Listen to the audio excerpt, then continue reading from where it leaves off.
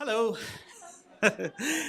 So my story takes place when I was 25 years old. I was living in Poland. I was teaching English as a foreign language at the time, and I was very much a virgin. By the time I was 25, I'd had very little experience. When I was 18, I'd kissed one drunk boy and given him an unfinished blowjob. When I was 21, I'd kissed another drunk boy and given him an unfinished blowjob. And that was it. And I'd gone to Poland to discover myself, but post-communist Catholic Poland wasn't the place for young Connor to discover his blossoming homosexuality. So one night I was in a place called the Language Bar. This was a pub where a lot of the English teachers around would go. A lot of tourists would go there as well. And the city I was living in was called Sopot. It was a touristy city. And lots of people from different parts of Poland would come there for the weekend.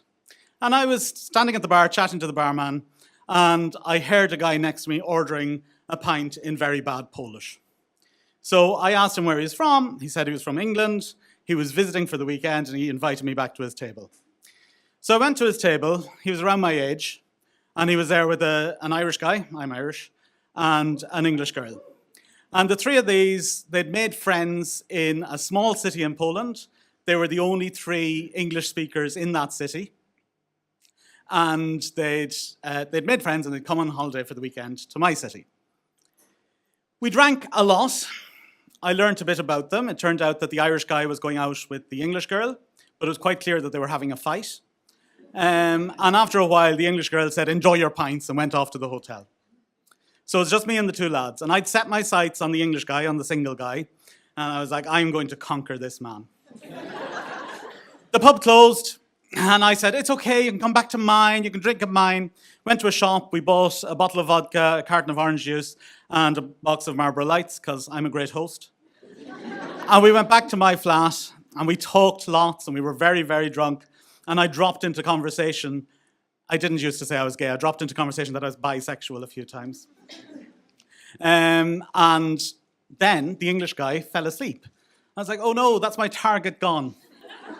But the Irish guy, who remember had a girlfriend, furious with him asleep in the hotel, leaned across and kissed me. I know.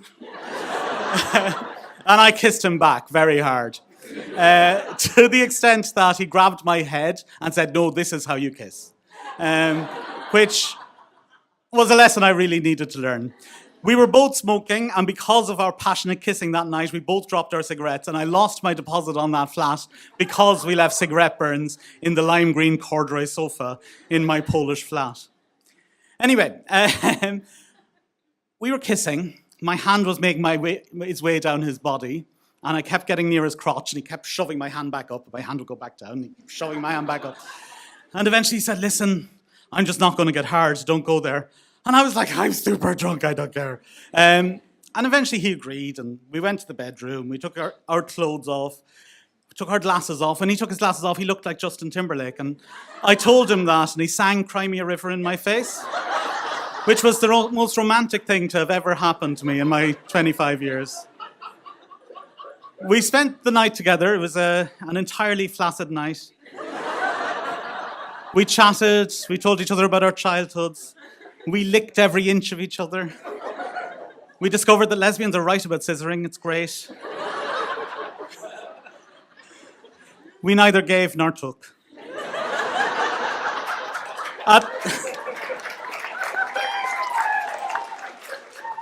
the end of the night, he gave me his phone number, and he went and he woke up his friend, and they left.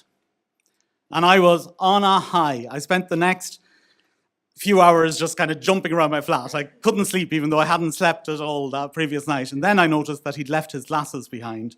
I was like, oh my God, the perfect excuse to see him again.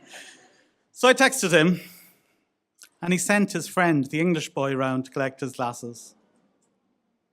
And that was the last time I ever met or heard from my Irish Justin Timberlake. But After 3 years of no success at all with Polish men, that night was the night that I decided maybe I should go back to Ireland and try a bit of self-discovery there. And a year later, I was living in Ireland and I had my first ever proper romance a year later.